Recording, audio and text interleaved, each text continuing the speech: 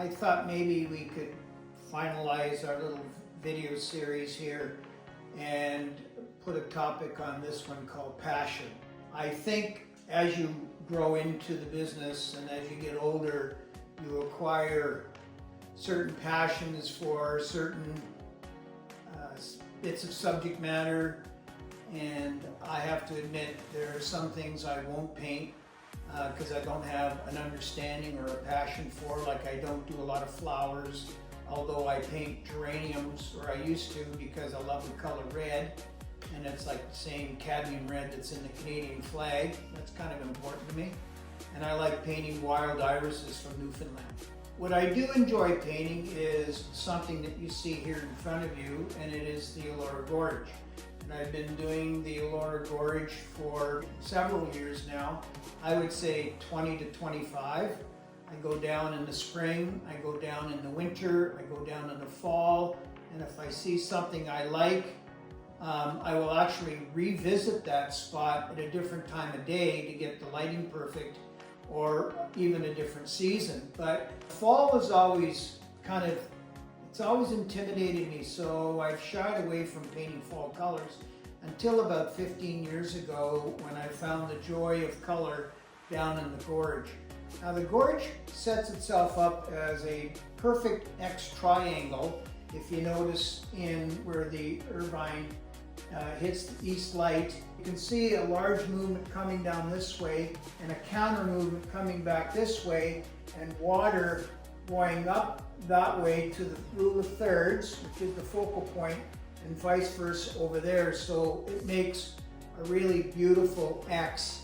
Again, the sky is neutral, serves as a nice neutral backdrop, and then loaded with textures in the foreground and midground. So focal point, obviously your eye goes right to the yellow or to the lightest area in any painting, and it's kind of an easy sale if you're trying to get the viewer to find a comfort zone. These are little watercolors of the gorge that I enjoy doing. I haven't done too much plein air because I taught all day, but these are studies that have all become large oil paintings. This one became a large oil painting, and around the bend I painted in the wintertime and almost killed myself getting down there a couple years ago in the summertime. I'm telling you, it's really dangerous, and you've got to walk your way back out. You twist an ankle, you're not coming out unless somebody finds you. So it's all part of the experience, you know, the comfort zone versus the angst and the danger element when it comes to painting. You know, I like saying they put the pain in painting for a reason. Well, sometimes that's true, because you'll actually experience physical pain.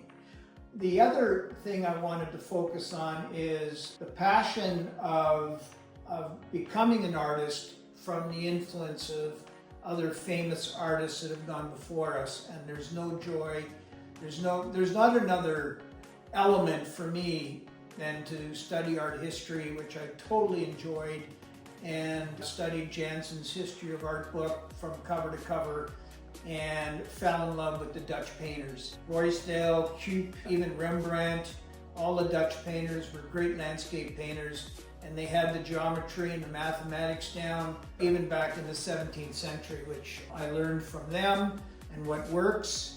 And their focal point was often the steeple of a church, which I found really interesting. I went to Amsterdam with my wife about 3 years ago and visited the Van Gogh Museum, another great artist that really, I think he tends to influence everybody, whether you're doing realism, abstract, or non-objective painting. He is a self-taught artist that was considered a genius. Other great watercolorists, one who just recently passed away, Richard Schmidt, I think he died around 2011, 2012, absolute genius. Does watercolors, does oils, does acrylics, and they are so full of texture and brush sweeping. Again, I don't understand how he gets what he gets. I mean, that's the genius of it all. And of course, the Wyeth family for me, even Jamie Wyeth, his son, Andrew Wyeth's dad, three great artists in one family who set the ball rolling for a lot of young American painters and Canadian painters, including me. Ken Danby was a big influence for me, not so much, but he was a good friend. Alex Colville from Canada, Christopher Pratt, Mary Pratt, absolute genius. All of these people have passed away on us now, but we have their memory locked in painting, which is fabulous. Several painters from the States I totally admired was Singer Sargent, Merritt Chase, Hubert Schuchtron, who's passed away, and Winslow Homer, who I've seen. He didn't paint very many watercolors, and I have seen his originals, just unreal. The topics, the subject matter, he paints sailboats on an ocean wave. I don't know how he got there, but a lot of the stuff is from memory, and he's done a lot of the Civil War.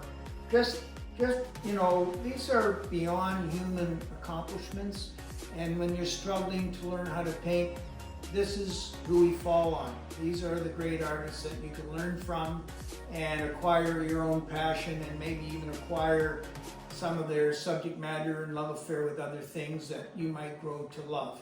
So, you know, as a Canadian, I love painting Canada. I have a passion for Canada. I don't often paint for my travels, although I did one piece from Africa. But to me, it's difficult because I don't own the country and I own Canada and I'm part of it. So always wanted to be known as an artist that painted Canada well, and I mean that.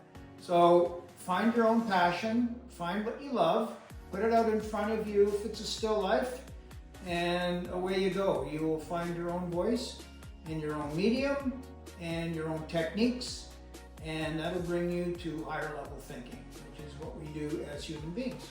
Anyways, take care. I hope you enjoyed the videos. Please like and subscribe, and if you want to email me, that would be fine. I have a website, mccarthyart.ca, and you will find other things that I've done.